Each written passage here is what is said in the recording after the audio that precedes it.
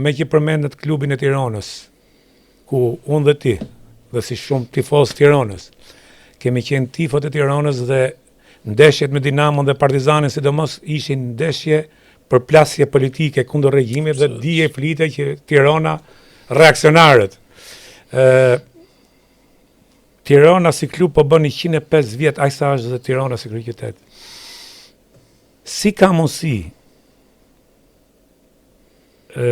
që Tirana sot nuk ka një klub të vetin, nuk ka një stadium të vetin, sepse ai stadium që po prishet tash është i bashkisë.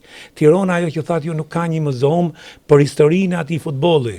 Nuk ka një libër që shkruhet realisht historia e Tiranës si klub, lemas në historia e Tiranës është gjë tjetër që nuk e di, por individ ndryshe marrin përsi për më tepër duan të shkruajnë për të shfaqur vetë veten, gjëra që ne i dimë fillojnë gënjejnë, mas ne e bëjnë historinë individuale. Pa, historia ka një ballafatkim, ka një bashkëbisedim për të ra dakord që është kjo historia.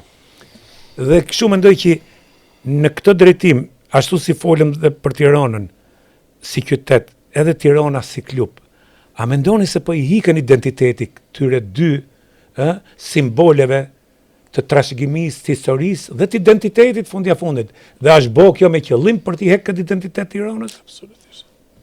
Absolutisht, dole një temë që unë ty, pra, sa herë bi fjale për syqin, apo sa herë unë të shoh ty, do më imazhet e kujtesës janë tek stadiumi. Ku ti ke qenë aq rebel, ke qenë i pa korrigjueshëm. Pse jam korrigju sot më në? Nuk besoj që e korrigju, por gjithsesi mosha po të vetën. Edhe ti shpresh atje një revolt të çuditshme, koshient, që ti nuk shifsh as ndeshje, se përfundohesh në polici. Ky është imazhi im në ndeshje shumë të rëndësishme. Ishin kryesisht ato përballjet me Dinamon e me Partizanin. Kam përshtypjen që më shumë i notin e ke pas me Dinamon. Më shumë. Është e vërtet? Pa. Bukur. Tash historia e identitetit është një histori shumë e rëndësishme. Për i vërtetës librin që ja kam dediku Tiranës, historisë Tiranës,